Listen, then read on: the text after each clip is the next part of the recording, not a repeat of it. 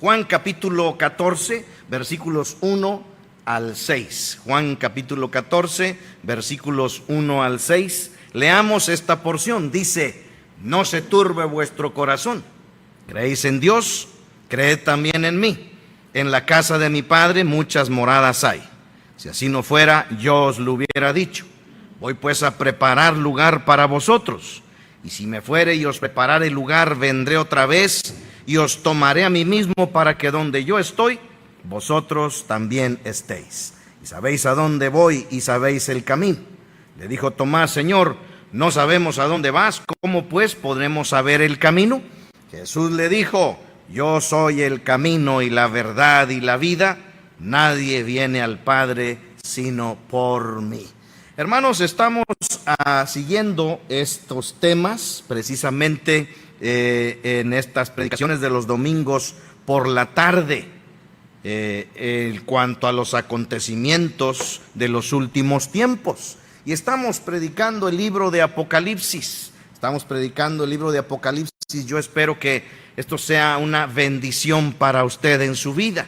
Ahora, sabemos y entendemos que cuando Cristo venga por segunda vez, y ya estamos a nada, yo creo que de veras estamos ya en los tiempos del fin, seremos arrebatados, pero aquí, aquellos que nunca hicieron la decisión en su vida de aceptar a Cristo como su Salvador personal, van a sufrir unas consecuencias terribles, y es lo que estamos en esta hora pues predicando. Recordemos, hermanos, que entramos precisamente a los juicios que Dios traerá.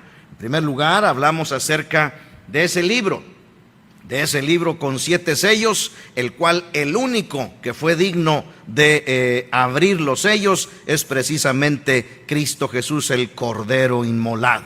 Cada sello que se abría representa un juicio de Dios. Y bueno, pues al abrir el último sello, ¿sí?, se presentan 7 ángeles, cada uno con una trompeta. Y cuando un ángel suena la trompeta, se inicia un juicio mayor en magnitud y en destrucción. Cuando el cuarto ángel suena la trompeta, es donde nos quedamos la semana pasada. Otro ángel vuela en medio del cielo y dice: ¡ay de los que moran en la tierra!, declarando así que los siguientes juicios que vienen al sonar las otras 3 trompetas serán fuertes en extremo. Vamos a entrar al tema. Vamos a orar y pedir la bendición de Dios. Padre, bendice este tiempo de la predicación. Obra dándome sencillez para exponer, Señor, tu palabra. Y, Señor, lleva este mensaje a nuestro corazón. Ayúdanos, Señor, a inclinar nuestros hechos, nuestra vida, nuestros pensamientos en relación a esta verdad predicada, o a estas verdades predicadas en esta tarde. Gracias por lo que has de hacer, en el nombre de Cristo Jesús. Amén. Vamos a hablar, hermanos, ahora acerca del quinto ángel que suena la trompeta y que corresponde precisamente al primer ay. Apocalipsis capítulo 9. Apocalipsis capítulo 9, versículos 1 en adelante. Apocalipsis capítulo 9, versículos 1 en adelante. Vaya ahí a su Biblia. Voy a leer. Dice: el quinto ángel tocó la trompeta y vi una estrella que cayó del cielo a la tierra, y se le dio la llave del pozo del abismo, y abrió el pozo del abismo, y subió humo del pozo como humo de un gran horno, y se oscureció el sol y el aire por el humo del pozo. Dice el verso 3: y del humo salieron langostas sobre la tierra, y se le dio poder como tienen poder los escorpiones de la tierra, y se les mandó que no dañasen a la hierba de la tierra, ni a cosa verde alguna, ni a ningún árbol, sino solamente a los hombres que no tuviesen el sello de Dios en sus frentes. Y les fue dado no que los matasen, sino que los atormentasen 5 meses. Y su tormento era como tormento de escorpión cuando hiere al hombre. Nos dice aquí, hermanos queridos, que cayó una estrella. cayó una estrella del cielo a la tierra. Y bueno, vamos a ir por partes, escudriñando esta porción del libro de Apocalipsis para entender este juicio y de lo que se trata.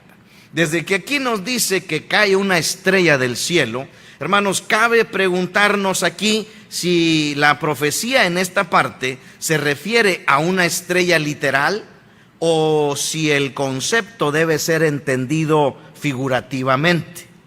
Ahora, corresponde que nos hagamos esa pregunta, hermanos, en virtud de los versículos que atribuyen a la estrella, noten, cualidades que no son propias de cosas inanimadas, como puede ser un asteroide, ¿sí? Como ya lo hemos visto en otras ocasiones. Dice que a esta estrella se le da una llave y que la estrella abrió el pozo del abismo. Y estas son dos referencias, hermanos, que solo pueden ser hechas en relación a un ser animado. Ahora, hemos explicado algunos criterios que se deben regir en la interpretación de la profecía. Y he dado también pruebas de que la literalidad es la regla, puesto que las profecías pasadas así se cumplieron, y que la interpretación espiritual o figurativa en el libro de Apocalipsis debe ser la excepción. Ahora, solo debemos proceder interpretando espiritualmente o figurativamente cuando la interpretación literal nos conduzca a un absurdo. Y este es precisamente ese caso. Desde el momento en que una estrella, hermanos queridos, no puede tener poder para usar una llave, y mucho menos para abrir el abismo, debemos entender que el término ahí usado, o en esta porción usado, es en sentido figurado, y que la estrella a la que se refiere esta porción debe ser un ser animado. Ahora, al estudiar, hermanos, los anteriores toques de trompeta en Apocalipsis capítulo 8, vimos que no existía, hermanos, ningún obstáculo en la interpretación del término estrella, ¿sí? Asters es la palabra en griego. Pudimos interpretarlo en una forma literal, puesto que no era descabellado ni representaba un absurdo que un astro o un meteorito cayera sobre la tierra. Pero ahora, hermanos, la propia profecía nos da elementos que nos permiten apartarnos de la literalidad. Pero tal apartamiento de la literalidad, hermanos, escuche, y hay que tener cuidado con esto, no puede llevarnos por caminos de interpretación donde domine nuestra imaginación. Mucho cuidado con eso. Debemos de todas maneras apegarnos a la Biblia. Necesitamos entender que nuestra imaginación no debe dominar la interpretación. Por el contrario, escuche, siempre que usemos un método espiritual o interpretemos figurativamente, debemos atender la interpretación que se da de ese símbolo o figura con otros pasajes relacionados en la Biblia acerca de esa figura o de ese símbolo. En este caso, ¿cuál es? Es estrella. Estrella, una estrella. Y bueno, ¿una estrella podrá ser un ser animado? Claro que sí. Figurativamente hablando, claro que sí, porque en la Biblia hay esa evidencia, ¿sí? Por ejemplo, vaya conmigo a Apocalipsis capítulo 22.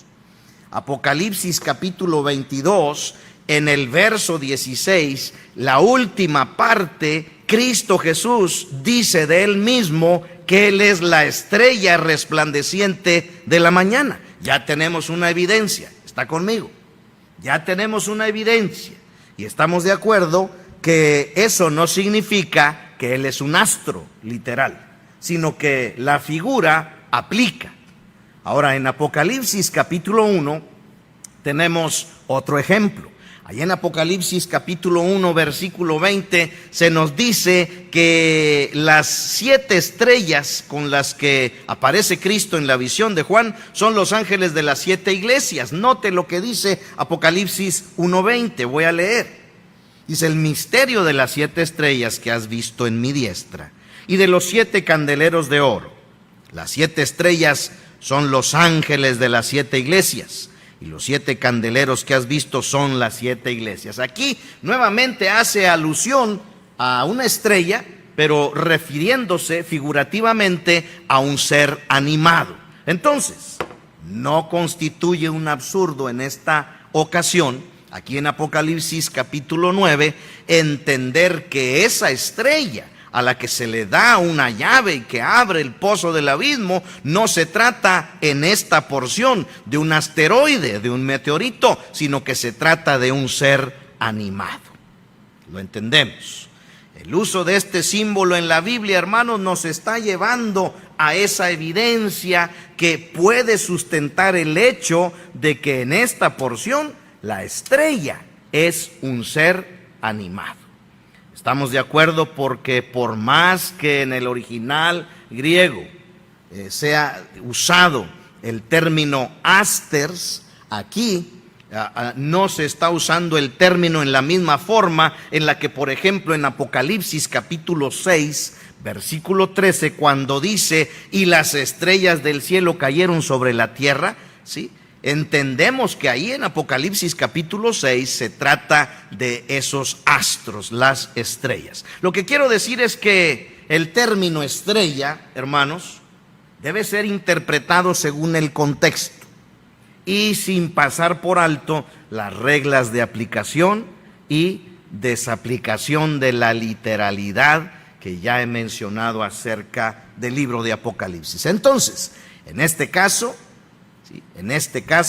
ese contexto y esas reglas de interpretación imponen que debemos tomar el término estrella en Apocalipsis capítulo 9, versículo 1 y 2, como haciendo referencia a un ser inteligente, capaz de recibir una llave, conservarla y luego usarla en la forma en la que dice la profecía. El ser inteligente en cuestión, hermano querido, recibe la llave del pozo del abismo y ahora, después de haber determinado en este sentido que esa estrella se refiere a un ser inteligente, a un ser personal, necesitamos entender acerca del abismo. ¿Qué cosa es el abismo? ¿Quién habita ahí y dónde está ubicado? Bueno, a este ser se le dio precisamente la llave del abismo. Dice el diccionario: un abismo es una profundidad sin fondo y por extensión cualquier lugar profundo. La palabra suele usarse para aludir a un pozo, ya sea el fondo más profundo del océano o, fíjese usted, el infierno. A eso se refiere precisamente el abismo. Ahora, Apocalipsis capítulo 20, vaya conmigo ahí esa porción.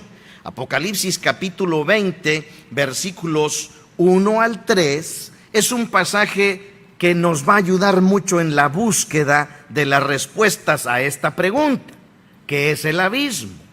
Este pasaje dice, hablando del encadenamiento y prisión del diablo al comienzo del milenio. Voy a leer Apocalipsis 20, 1 al 3. Dice: vi a un ángel que descendía del cielo con la llave del abismo y una gran cadena en la mano, y prendió al dragón, la serpiente antigua que es el diablo y Satanás, y lo ató por 1000 años. Y lo arrojó, dice, lo arrojó al abismo y lo encerró y puso su sello sobre él para que no engañase más a las naciones hasta que fuesen cumplidos 1000 años. Y después de esto debe ser desatado por un poco de tiempo. Hermanos, en este caso, el ser que desciende con una llave aquí en Apocalipsis 20, ¿sí?, que abrirá el pozo del abismo, pero no para que salgan langostas sobre la tierra, como en el caso de Apocalipsis 9, sino abrirlo para encerrar ahí al diablo, ¿sí?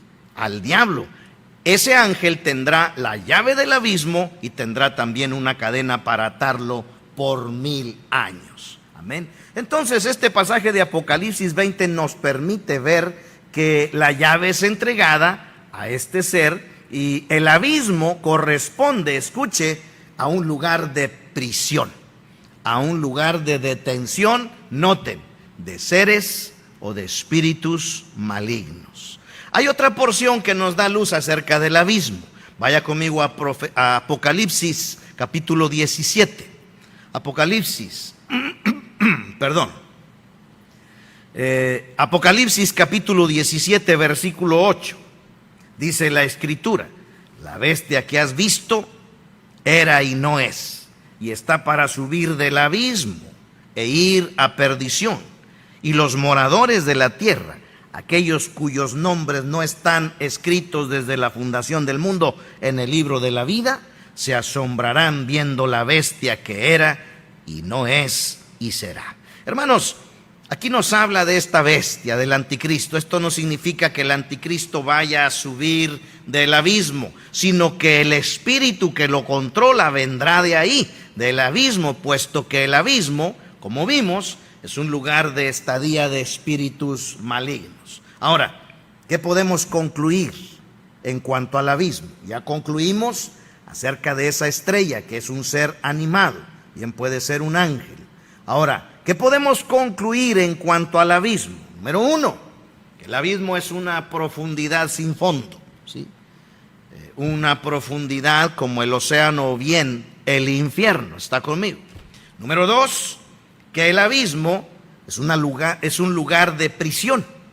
Y número tres, el abismo es un lugar donde hay espíritus y seres malignos. Ahora, notemos, volviendo a Apocalipsis capítulo 9, ahora el versículo 3, dice ahí que salen langostas sobre la tierra. Dice, y del humo salieron langostas sobre la tierra, y se les dio poder como tienen poder los escorpiones de la tierra. Aquí hace mención de que ahí, cuando este ser, un ángel que recibe esa llave, que tiene la custodia y la encomienda de descender a la tierra, de llegar hasta la profundidad del abismo y abrirlo con la llave, dice que empieza a salir humo del abismo, ¿sí?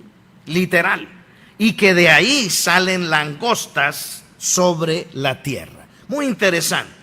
Ahora, ¿por qué langostas? ¿A qué se refiere con las langostas? Sabemos y entendemos lo que es una langosta. El diccionario dice: insecto de cuerpo alargado, dice, ojos prominentes, antenas finas, 6 patas, las posteriores muy largas y robustas, con las que da grandes saltos, y alas protegidas por unas placas duras denominadas élitros. Se alimenta de vegetales y se reproduce con gran rapidez, por lo que algunas especies migratorias constituyen plagas dañinas para la agricultura. Langosta, un chapulín. Amén. Ahora, el asunto es que hay que entenderlo bíblicamente. Hay que entenderlo bíblicamente. El Antiguo Testamento, hermanos, ofrece algunos antecedentes en relación a estos versículos que permiten comprender el por qué la Biblia recurre al término langostas y a la función específica que habrán de cumplir estos seres. Ahora, en primer lugar, necesitamos entender que la langosta está relacionada con devastación. Las plagas de langostas han sido siempre causantes de grandes daños a la humanidad por los destrozos que producen en las cosechas. Y la Biblia siempre, hermanos, ha referido a ellas para dar la idea de devastación. Vamos a un ejemplo en Jeremías capítulo 6. Jeremías capítulo 6. Aquí en el versículo 5, Jueces, estoy diciendo Jeremías, debe ser Jueces capítulo 6, el versículo 5. Aquí en esta porción se refiere a los enemigos de Israel como una nube de langostas, para dar idea precisamente del daño que ellos llegarían a ocasionar. Jueces, capítulo 6, versículo 5. Dice, porque subían ellos y sus ganados, y venían con sus tiendas en grande multitud. Noten, dice, como langostas. Ellos y sus camellos eran innumerables. Así venían a la tierra para devastarla. Entonces, la langosta está relacionada con la devastación. Pero número 2, langosta en la Biblia también se refiere a juicio divino. Juicio divino. Éxodo capítulo 10 nos habla precisamente de la 8ª plaga sobre Egipto. El versículo 4 en adelante de Éxodo 10 dice la palabra del Señor: y si aún rehusas dejarlo ir, he aquí que mañana yo traeré sobre tu territorio la langosta, la cual cubrirá la faz de la tierra, de modo que no pueda verse la tierra. Y ella comerá lo que escapó, lo que os quedó del granizo, comerá asimismo todo árbol que os fructifica en el campo. Y llenará tus casas y las casas de todos tus siervos y las casas de todos los egipcios, cual nunca vieron tus padres ni tus abuelos, desde que ellos fueron sobre la faz de la tierra hasta hoy. Y se volvió y salió de delante de Faraón. Aquí precisamente vemos que la langosta es un agente de Dios para un juicio divino.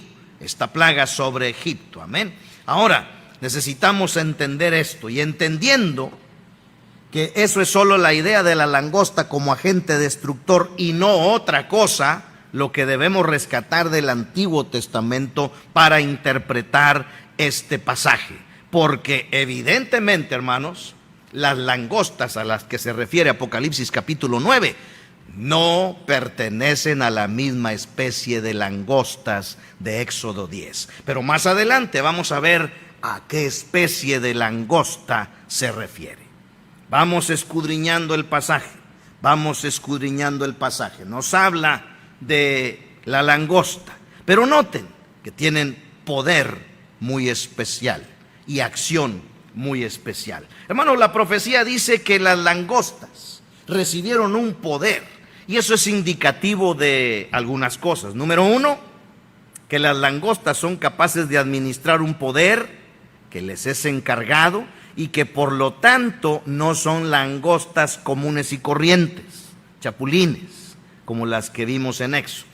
Número 2, que las langostas tienen una misión especial para cumplir, por la cual es que se les da ese poder. Y número 3, que las langostas son agentes o portadores de juicio de aquel que les ha dado ese poder. Ahora, la palabra usa una comparación, hermanos queridos, para darnos una idea de la magnitud que tiene ese poder que reciben las langostas. Dice que ese poder es como el poder que tienen los escorpiones en la tierra. Ahora, los escorpiones son con frecuencia utilizados en la Biblia, en la terminología bíblica, precisamente para dar idea de severidad de un castigo determinado. Primero de Reyes 12:11, el caso de Roboam. Dice la Escritura: ahora pues, mi padre os cargó de pesado yugo, mas yo añadiré a vuestro yugo. Mi padre os castigó con azotes. Noten, dice, mas yo os castigaré con escorpiones. Y aquí nos anuncia precisamente la severidad del castigo determinado. Ahora, ¿de quién reciben ese poder? Estas langostas. Ese poder, hermanos queridos, escuche bien, que quede claro. Ese poder lo reciben de la única fuente de poder conocida. ¿Quién es? Dios. Ese poder lo tienen en virtud de la voluntad permisiva de Dios, y es también en virtud de que Él está ejecutando un juicio sobre la humanidad. Entonces, el accionar de estos seres en Apocalipsis 9 está condicionado. Está condicionado por 6 limitantes. Número 1, dice la Escritura que no pueden dañar la hierba de la tierra, ni cosa verde alguna, ni ningún árbol. Número 2, solo pueden dañar a los hombres. Número 3, dentro de los hombres que pueden dañar, solamente pueden dañar a aquellos que no tienen el sello de Dios en sus frentes. Es decir, los 144,000 sellados no serán dañados por estas langostas. Número 4, no tienen permitido matar a los hombres. Número 5, solo pueden atormentarlos. Número 6, escuche, no pueden prolongar su acción por más de 5 meses. Lo leo, Apocalipsis 4 en adelante.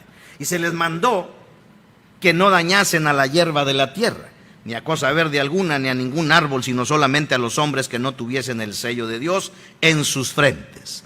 Y les fue dado no que los matasen, sino que los atormentasen 5 meses. Y su tormento era como tormento de escorpión cuando hiere al hombre. Y en aquellos días los hombres buscarán la muerte, pero no la hallarán. Y ansiarán morir, pero la muerte huirá de ellos. Ahora, muy importante, necesitamos entender su aspecto, y esto es muy interesante. Estas langostas, hermanos, tienen poder como escorpión, sin que además se parezcan a escorpiones. Ahora, así lo confirma la misma profecía cuando dice en Apocalipsis 9:10, tenían colas como de escorpiones y también aguijones. Ahora, hasta aquí tenemos que estos seres, número 1, son llamados langostas, pero no son langostas de alguna especie que conozcamos. La Biblia les llama langostas para darnos a entender la idea de cantidad, de plaga, de destrucción, de devastación. Número 2, hasta aquí tenemos que tienen poder como escorpiones, pero no son escorpiones. Se nos dice que tienen poder para darnos una idea del dolor como escorpión que provoca precisamente el ataque de esta langosta. La palabra nos dice eso claramente. Su tormento era como el tormento del escorpión cuando hiere al hombre. Número 3, se parece a escorpión, pero no son escorpiones. La referencia es simplemente descriptiva. Entonces, esta escena nos habla de algo terrible. Versículo 7 de Apocalipsis 9. El aspecto de las langostas era semejante a caballos, fíjese nomás, preparados para la guerra. Yo no sé si esas langostas, nosotros estamos acostumbrados a ver chapulinzotes así, yo he visto algunos grandotes, pero aquí nos dice que su aspecto era semejante a caballos. Imagínate, pueden ser gigantes esas langostas o esas cosas, ¿verdad? Preparados para la guerra. En las cabezas tenían como coronas de oro, sus caras eran como caras humanas, tenían cabello como cabello de mujer, sus dientes eran como de leones, tenían corazas como corazas de hierro, el ruido de sus alas eran como el estruendo de muchos carros, de caballos corriendo a la batalla.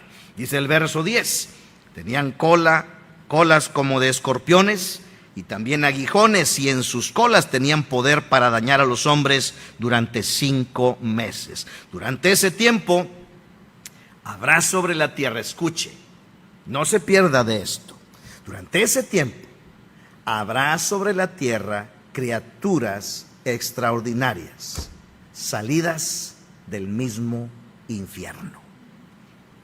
Salidas del mismo infierno, criaturas que jamás hemos visto aquí. Yo estoy seguro que en el fondo del mar hay criaturas que el hombre jamás ha visto, que no habrá en el infierno. Y bueno, Dios permitirá que esos seres infernales salgan a la superficie de la tierra, y esto es literal. ¿Por qué? Porque el abismo, hermanos, bien puede estar en el centro de la tierra, pero ese es otro tema.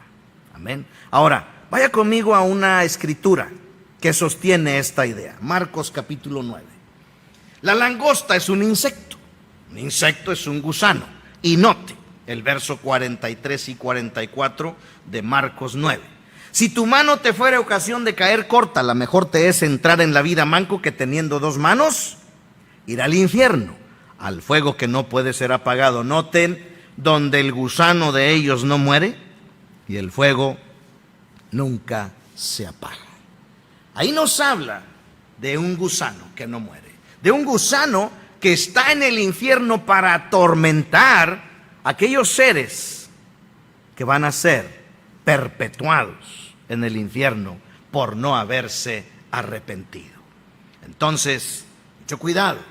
En ese tiempo, precisamente, son esos seres que saldrán a la superficie, esos seres que habitan en el abismo, en el centro de la tierra. Ahora nos dice que tienen un líder, a diferencia de las langostas normales, porque en Proverbios 30:27 nos dice de las langostas lo siguiente: las langostas que no tienen rey y salen todos por cuadrilla. En este caso, estos seres extraordinarios denominados langostas, que estarán castigando a los hombres durante el tiempo de la tribulación si tienen un rey o un líder, ¿sí? Y resulta interesante ver el discernimiento con el cual estos seres están provistos. Podrán diferenciar entre a quienes deben de atacar y a quienes no, quienes tienen la marca de Dios y quienes no, quienes tienen el sello de Dios y quienes no.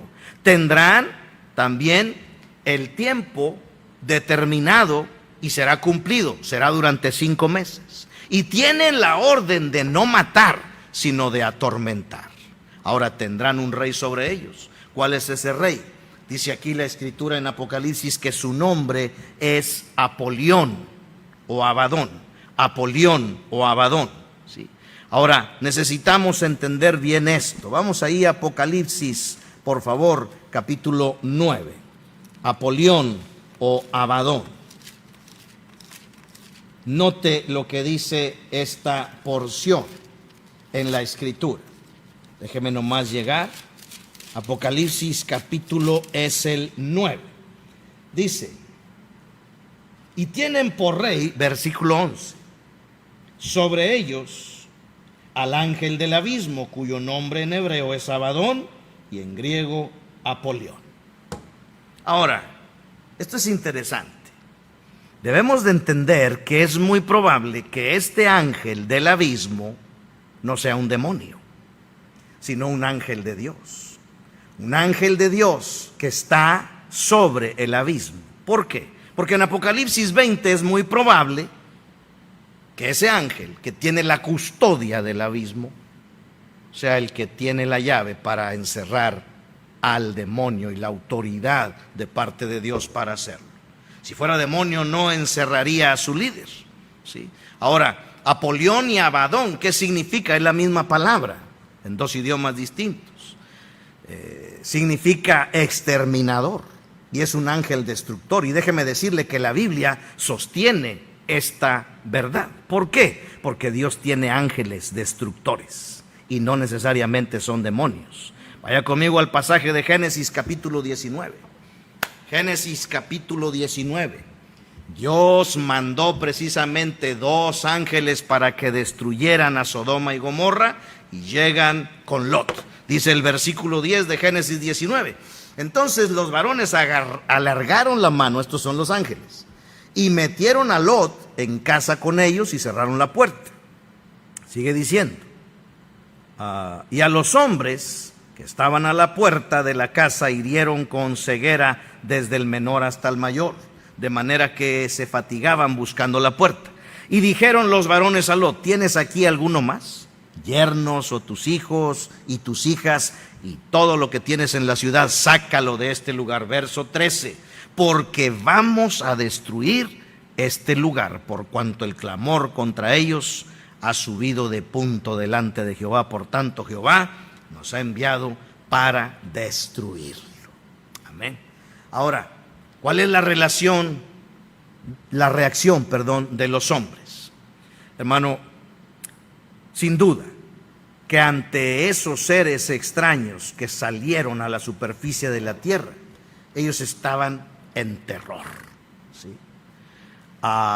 Dice la Biblia que estaban en un tremendo dolor, al punto de llegar a desear la muerte. Pero dice el versículo 6 de Apocalipsis 9, Y en aquellos días los hombres buscarán la muerte, pero no la hallarán. Dice la Biblia, ansiarán morir, pero la muerte huirá de ellos. Y es que, hermanos, el dolor será intenso e insoportable. Por 5 meses esas criaturas terribles van a estar atormentando a la humanidad que quede aquí por no haberse arrepentido y aceptar a Cristo como su Salvador personal. ¿Sí? En ese grupo de gente atormentada me llama la atención que ahí mismo, fíjese usted, no solamente habrá inconversos, no solamente habrá aquellos que negaron recibir a Cristo como su Salvador personal, sino que ahí mismo habrá personas que durante ese tiempo acepten a Cristo. Pero ahora les costará la muerte. Hermanos, en los otros juicios que ya hemos visto, la muerte relativamente era muy fácil de encontrar. ¿Por qué? Porque el hambre, la guerra, ¿sí?, y todas esas catástrofes mundiales producían la muerte. Por eso millones de almas de toda tribu, lengua y nación llegaban hasta el trono en el cielo. Pero en esta porción, hermanos, los juicios se están recrudeciendo. Y ahora ahí también estarán aquellos que aceptaron a Cristo y que desearán morir para poder alcanzar la salvación, pero no podrán morir. Escuche, la gracia del Señor cada momento se aleja más y más y más y más y más de la humanidad. ¿Por qué? Porque, hermanos, hay 2 cosas aquí interesantes. En primer lugar, estos hombres que están sin Cristo desearán morir, pero en la misericordia de Dios, Dios no permitirá la muerte de ellos. ¿Por qué? Porque si están pasándola mal por todos esos juicios, por todas estas cosas, no se compara a lo que hay en un infierno que es real. Dios les está dando una probadita de lo que es el infierno. Y amigo querido, el infierno es real. Y más vale que te arrepientas, porque el infierno es real. Ellos querrán morir, pero Dios todavía muestra misericordia, evitando que ellos procedan a la muerte para que ya no haya ninguna esperanza y vayan a un tormento que es, en una forma magnífica, válgame esta palabra, tremenda, terrible, mucho más que lo que están viviendo en ese preciso momento. Pero número 2, aquellos que ahora son de Cristo, aquellos que saben que tienen que pagar la salvación con su vida, desearán ya estar en la gloria, pero no podrán morir. Y la gracia se está alejando. Tremendo, tremenda cosa. Pero noten, vamos al versículo 13 y 14. Ya vayan buscando su chancla ahí en casa. Ya vamos a terminar, téngame paciencia. Muy interesante estos estudios. Dice Apocalipsis 9:13. El 6º ángel tocó la trompeta y oyó una voz de entre los 4 cuernos del altar de oro que estaba delante de Dios. Fíjese, ese altar era un altar de gracia y ahora se está convirtiendo en un altar de juicio. Verso 14, diciendo al 6º ángel que tenía la trompeta: desata a los 4 ángeles que están atados junto al gran río Éufrates. Y fueron desatados los 4 ángeles que estaban preparados para la hora, día, mes y año, a fin de matar a la 3ª parte de los hombres. Y el número de los ejércitos de los jinetes era 200 millones. Yo oí su número. Aquí está el segundo ay, que corresponde al 6º ángel que suena la 6ª trompeta. ¿Sí? De los juicios más terribles, ya vimos el primer ay, pasó. Pero ahora el 6º ángel toca la trompeta y es el segundo ay. Nos dice aquí que unos ángeles que estaban atados junto al río Éufrates han sido desatados. Ahora me llama la atención, hermano, que el hecho de que estuvieran atados estos ángeles indica que eran ángeles malos, demonios. Y hermano, Me llama la atención también que Dios tiene control sobre todas las cosas. Aún en esa devastación, aún en esa catástrofe, en esa debacle, todo va a surgir conforme a la agenda de Dios. Todo marcha según su plan y aún en ese tiempo todo ya está calculado por Dios. Todo cumple un propósito divino. Esos ángeles no podrán actuar antes de tiempo y así es con el enemigo. Él no actúa si no recibe el permiso de Dios. Esto debe darnos una completa seguridad acerca del control divino de todos los eventos que están ocurriendo hoy, pero que también ocurrirán durante ese tiempo de la tribulación. Dios no permitirá que nadie ni nada vaya más allá de los límites que Él ha puesto. ¡Qué tremendo! ¡Qué tremendo! Que los únicos rebeldes y fuera de la sumisión a Dios seamos nosotros. Y qué tremendo que aún con esa rebeldía y esa falta de sumisión a Dios somos los que más aman. Gloria a Dios. Ahora nos habla en el verso 16 de Apocalipsis 9 de un ejército de 200 millones. Dice: y el número de los ejércitos de los jinetes era 200 millones. Yo oí su número. La propia revelación nos dice que el anticristo tendrá poder sobre toda tribu, pueblo, lengua y nación, y que podrá dar muerte a todo lo que no le adore. Eso será el poder de Satanás en su más alta manifestación y en su mayor grado de acción. Ahora, sin embargo, ese poder solo podrá actuar dentro de la voluntad permisiva de Dios.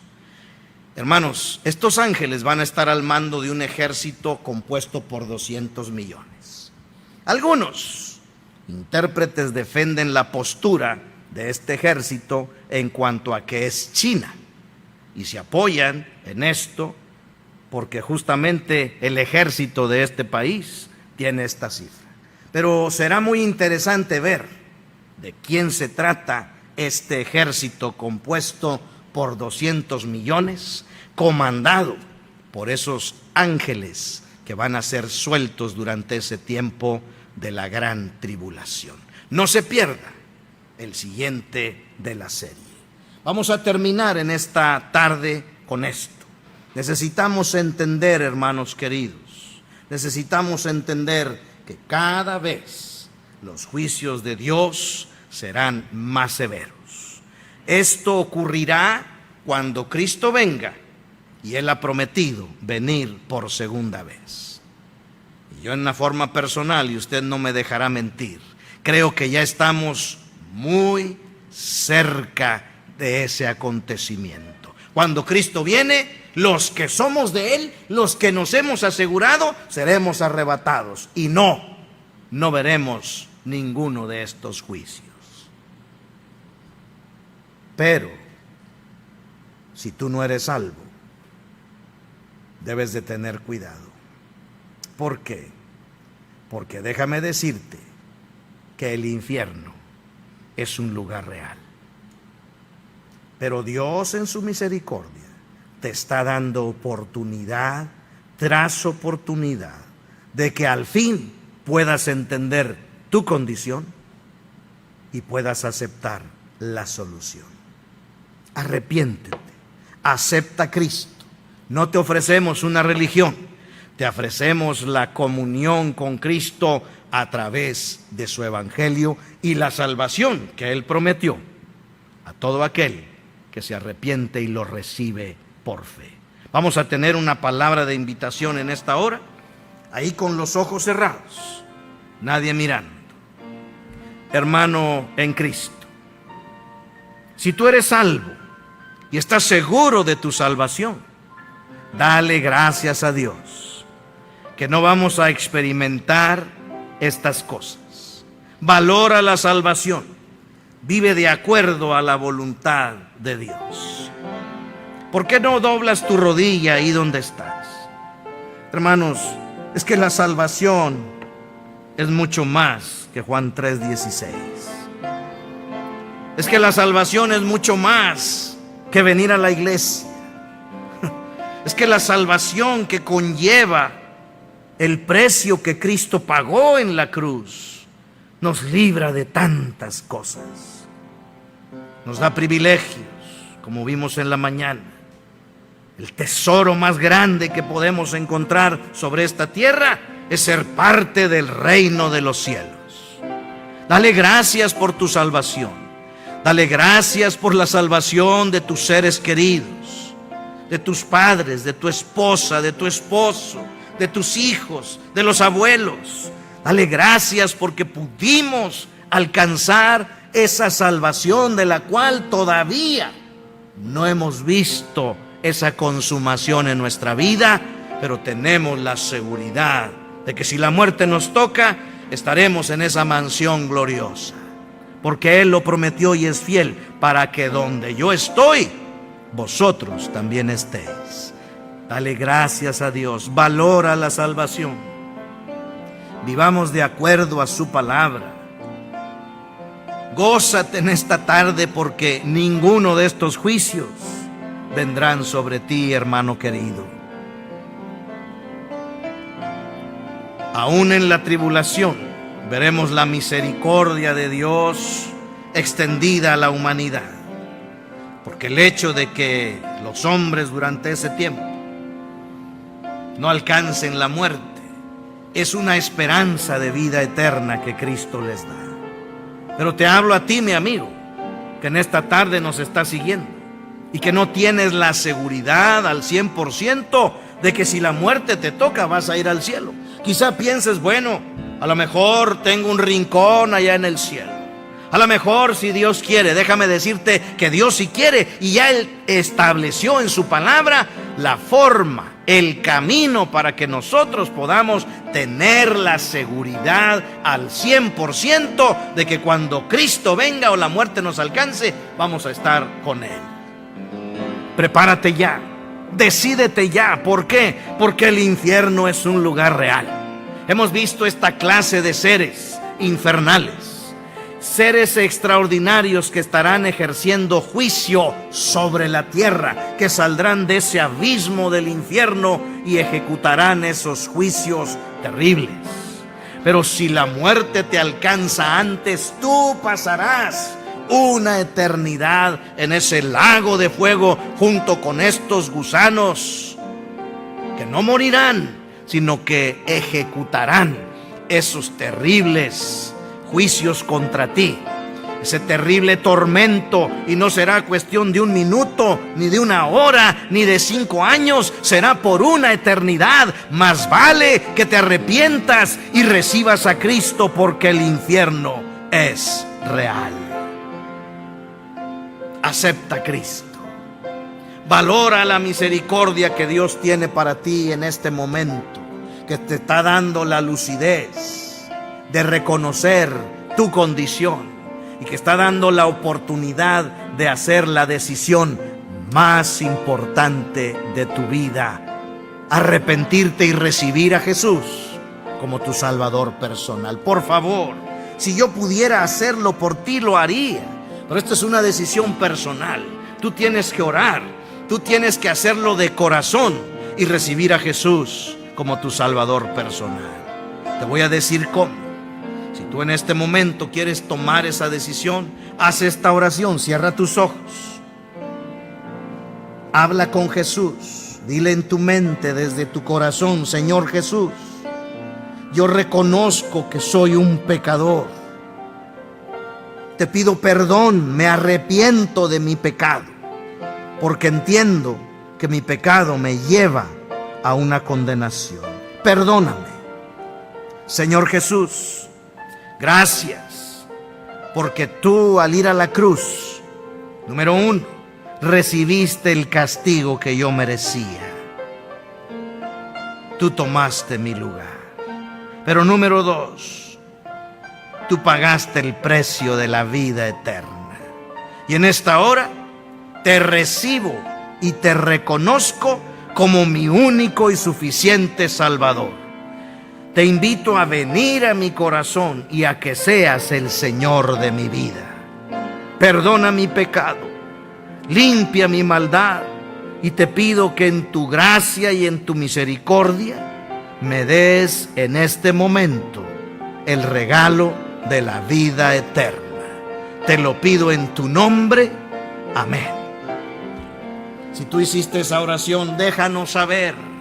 Hay gozo en el cielo. Amén. Pero nosotros queremos gozarnos contigo también, sabiendo que personas durante esta transmisión hicieron la decisión más importante de su vida: recibir a Cristo como su Salvador personal, recibir la vida eterna y librarse de la condenación durante la gran tribulación, pero de un lago de fuego en la eternidad. Vamos a orar y así terminamos esta invitación. Padre y Señor nuestro, gracias. No tenemos palabras para decirte gracias por esa salvación tan grande que tú nos has dado a través de Cristo Jesús. Gracias. Gracias por la salvación de nuestros seres queridos. Gracias por nuestra salvación. Pero Señor, bendice a aquellos que todavía no proceden a hacer la decisión más importante, y dales una oportunidad para que lo hagan. Ayúdanos a vivir dignamente delante de ti, Señor. Gracias, Señor, porque nos has salvado de un infierno real. Señor, te ruego que tú bendigas en esta hora cada decisión y que obres en cada necesidad que se ha expuesto delante del trono de tu gracia. A ti sea la honra y la gloria en el nombre de Cristo Jesús. Amén.